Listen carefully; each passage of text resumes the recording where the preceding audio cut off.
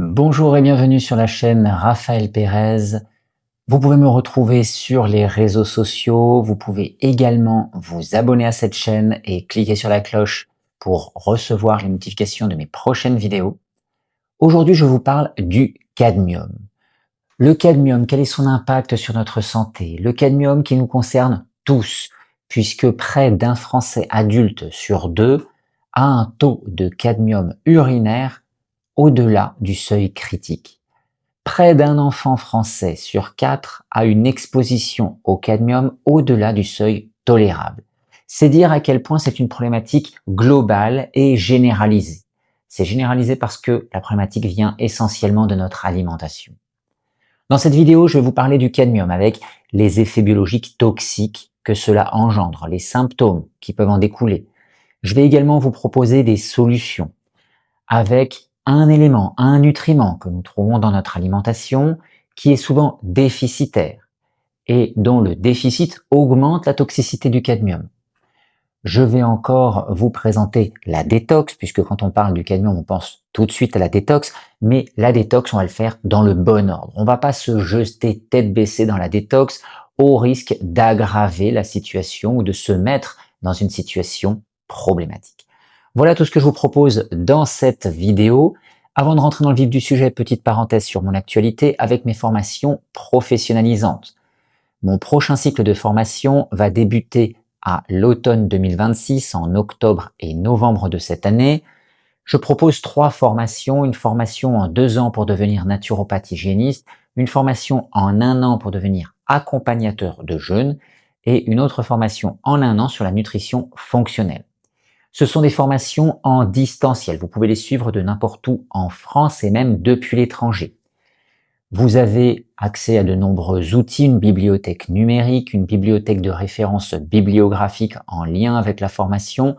Vous avez accès à un outil qui vous permet de faire des études de cas pour pouvoir en faire beaucoup et pouvoir vous mettre dans le bain du concret et un mémoire à réaliser à la fin de cette formation. Vous pouvez retrouver le programme détaillé de la formation sur mon site internet et vous pouvez également m'envoyer un mail à cette adresse pour avoir un échange direct avec moi. Dernière chose, vous pouvez bénéficier d'une remise pour toute inscription qui a lieu au mois d'août. Autre actualité, je lance également une session de mentorat à l'automne parce que c'est quelque chose qu'on me demande depuis plus d'1 an. Donc je vais ouvrir ma première session de mentorat à l'automne. Il y aura une session de travail par mois. Cela est ouvert pour des étudiants en cours de formation, pour des personnes qui viennent également de finir leur formation il y a peu et qui ont besoin d'avoir encore un accompagnement complémentaire, des réponses à leurs questions, d'approfondir certains thèmes. Mais c'est aussi ouvert au grand public pour les personnes qui sont soucieuses de leur santé et qui veulent approfondir les sujets. Donc on parlera d'un thème différent à chaque session de mentorat. Nous verrons des études de cas, nous discuterons de choses qui vous concernent directement. Place maintenant au cadmium. Alors le cadmium, qu'est-ce que c'est? Le cadmium, c'est une substance métallique toxique. On la classe parmi les métaux lourds. La famille des métaux lourds est une famille qui est un peu arbitraire, mais qui regroupe des éléments métalliques qui ont un effet très toxique avec un fort pouvoir oxydant sur l'organisme. Le cadmium en fait partie. Donc le cadmium va créer de l'inflammation, va créer de l'oxydation dans l'organisme et donc tous les tissus qui peuvent être en contact avec le cadmium peuvent subir sa toxicité. Généralement, les tissus les plus impactés et qui accumulent le plus le cadmium sont le foie et les reins. Parce que ce sont 2 émonctoires, 2 organes importants qui participent à la neutralisation du cadmium et à son élimination. Mais on peut aussi avoir les poumons qui sont fortement touchés en raison du cadmium que l'on peut inhaler avec la fumée principalement de cigarettes. Mais d'autres organes peuvent être concernés en effet en raison de l'état oxydant de ce cadmium. Le cadmium, c'est aussi un sosie du zinc. Il ressemble fortement au niveau chimique au zinc. Et cette forte proximité va faire que le cadmium peut se glisser à la place du zinc au niveau de certains tissus, au niveau d'endroits où le zinc se trouve en temps normal. Ça veut dire que Le zinc, qui participe à de nombreuses fonctions enzymatiques, peut se faire remplacer au niveau de ses fonctions par du cadmium. Le seul problème, c'est que le cadmium ne va pas jouer le rôle du zinc. Il va juste prendre sa place, mais empêcher la protéine de s'activer. Ça veut dire que avec le cadmium, vous allez avoir une toxicité directe liée au côté oxydant et une toxicité indirecte liée à l'inactivation des fonctions liées au zinc. Le cadmium, c'est aussi une altération de l'expression génétique. Il va y avoir une évolution de l'expression génétique plutôt pathogène avec le cadmium. Donc avec tout cela, le cadmium peut générer de nombreux troubles dans l'organisme. Bien sûr, un affaiblissement rénal qui peut être très important puisque c'est un des organes majeurs qui est le plus touché. L'affaiblissement rénal peut avoir des répercussions directes sur l'affaiblissement de la production de vitamine D et par conséquent sur l'équilibre phosphocalcique. Cela peut favoriser l'ostéoporose. Lorsque les reins s'affaiblissent, il va y avoir une augmentation de l'accumulation des toxiques dans le corps, donc des symptômes liés à l'intoxication qui augmentent. On peut également avoir des troubles qui affectent le système nerveux, qui affectent la sphère ostéo-articulaire, qui affectent également le système digestif et d'autres zones. Donc c'est difficile juste avec la symptomatique de savoir exactement si c'est un problème de cadmium. Mais on peut déjà, par l'accumulation des symptômes, envisager qu'il peut y avoir un problème de cadmium. Pourquoi est-ce que le cadmium est aussi problématique? Parce qu'il est essentiellement lié à notre alimentation. En effet, le cadmium provient de l'alimentation parce qu'il est utilisé, il est présent avec les engrais phosphatés. Avec le phosphore qu'on apporte dans les engrais, il y a du cadmium. Et la législation n'est pas la même dans tous les pays en termes de quantité de cadmium. En Europe, la législation est de 60 mg de cadmium par kilo d'engrais. Dans certains pays d'Europe, on a une législation plus stricte, à 20 mg. Mais dans d'autres pays, hors Europe, on peut trouver une législation beaucoup plus laxiste. Donc nous pouvons être fortement exposés au cadmium pour cette raison. Et il faut savoir que pour une personne non fumeur, l'exposition au cadmium est à 98% d'origine alimentaire. Donc c'est quasiment que l'alimentation qui pose problème. Chez les personnes qui fument, on aura une part conséquente aussi liée au tabac. Donc ici, on voit qu'on a quelque chose qui nous concerne tous, qui est une exposition généralisée et pour laquelle il va falloir trouver des solutions. Alors les solutions, la première chose à laquelle vous pensez peut-être, c'est la détox. Mais la détox, elle viendra à la fin. Elle vient à la fin parce qu'il faut faire les choses dans l'ordre. Il faut déjà aider le corps à être en capacité de gérer mieux ce cadmium. C'est ce que nous allons voir maintenant. Ensuite, il faudra aider le corps à remonter lorsqu'il est trop affaibli. Et ensuite, on pourra faire de la détox. Alors cette première étape, c'est aider le corps à y faire face plus efficacement. La première chose que l'on devrait faire, c'est réduire notre exposition. Mais c'est très compliqué, comme vous l'avez compris, parce que hormis aller vers une alimentation bio ou l'alimentation de votre jardin, de votre potager, vous aurez malheureusement du cadmium en quantité plus ou moins importante dans vos aliments. Ça veut dire que c'est très compliqué de s'y soustraire, une petite part de la population va y arriver, mais une grosse part ne pourra pas y arriver à l'heure actuelle. Ça veut dire qu'il va falloir trouver d'autres solutions.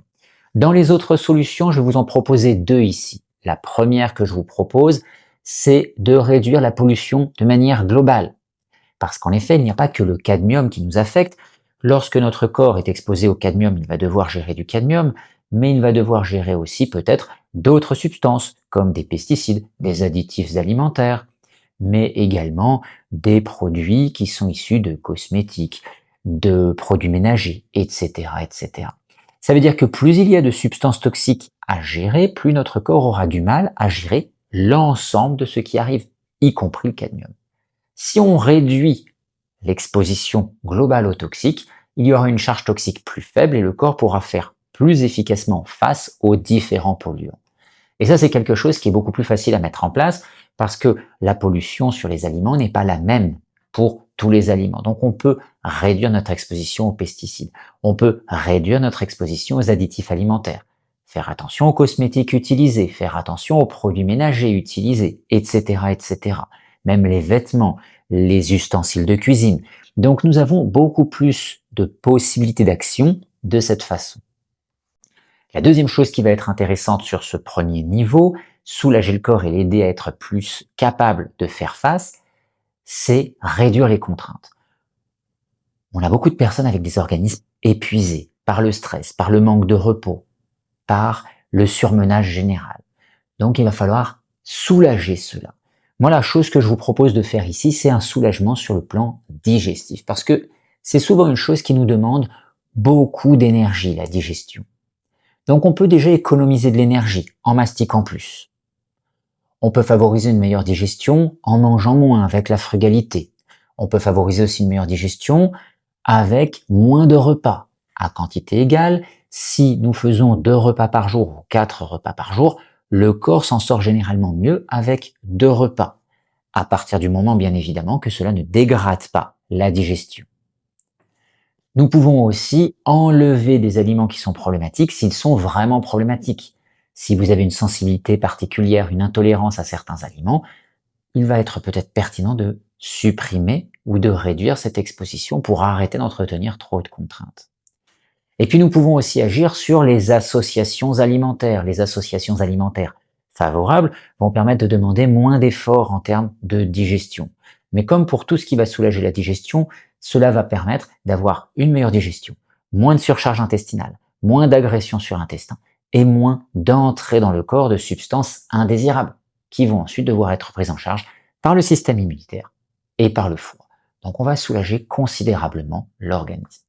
Donc les associations alimentaires favorables, ce sont les mélanges que nous allons pouvoir mettre en place qui vont être plus faciles à digérer par notre corps. Ce sont les associations que notre corps va pouvoir digérer facilement avec le moins de contraintes possible. Donc de cette façon-là, on a déjà une capacité pour le corps de faire face beaucoup plus efficacement aux agressions telles que le cadmium peut engendrer. Maintenant, on va aller sur une deuxième étape, c'est remonter l'organisme. On va faire remonter l'organisme.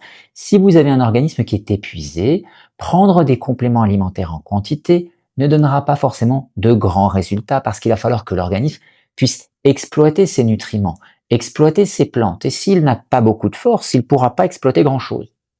Si vous voulez faire de la détox, c'est pareil, le corps n'aura peut-être pas la force de faire le travail, ou il aura la force de le faire au début, et puis petit à petit, ça va décliner.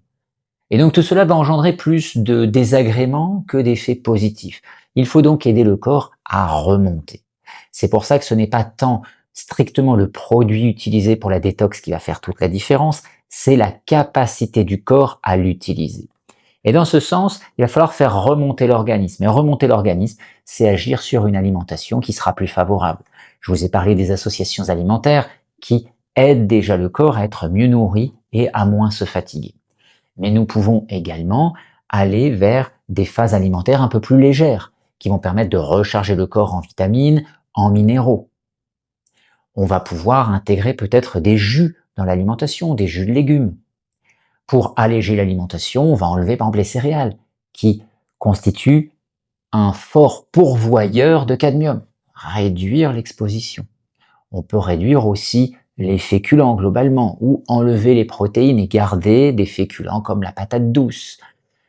Cela permet d'avoir un allègement qui est déjà significatif, mais qui n'est pas encore une détox forte. On va soulager le corps et aider le corps à remonter.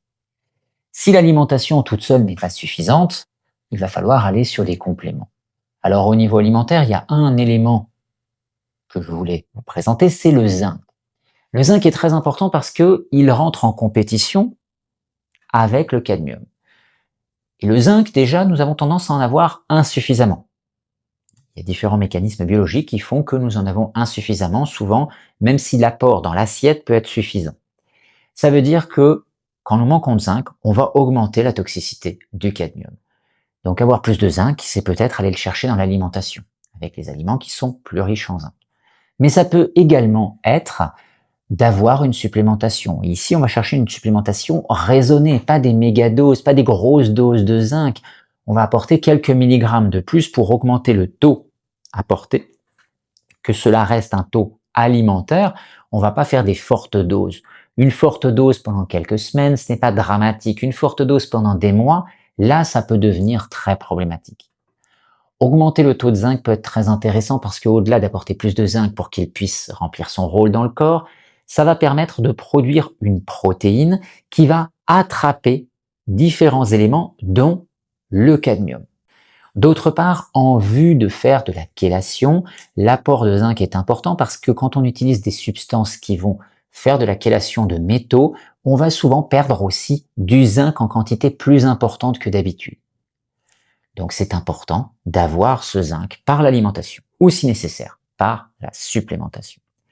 Pour compléter l'apport de zinc, on peut apporter aussi de la vitamine C, de la NAC, qui vont jouer un rôle antioxydant complémentaire, qui vont aider le foie à mieux fonctionner, qui vont aider le foie à mieux neutraliser plus efficacement le cadmium.